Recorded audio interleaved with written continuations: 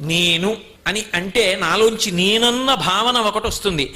నేనన్న నా భావన ఈ శరీరము నేను రెండు వేరు కాకుండా ఒకటైపోయినట్టుగా పరమశివుని యొక్క నేనన్న భావన రాశీభూతమైతే నువ్వు రావడం ఆయన రావడమే, ఆయన రావడం నువ్వు రావడమే, ఆయన రూపంలో నువ్వు నీ రూపంలో ఆయన ఉంటారు తప్ప నువ్వు ఆయన అని రెండు లేరమ్మా.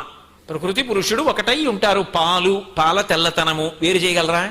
వజ్రము కాంతి వేరు చేయగలరా? మల్లె పువ్వు సౌరభము వేరు చేయగలరా? దీపము దీప ప్రభ వేరు చేయగలరా? కుదరదు. పార్వతీ పరమేశ్వరుడు అంతే.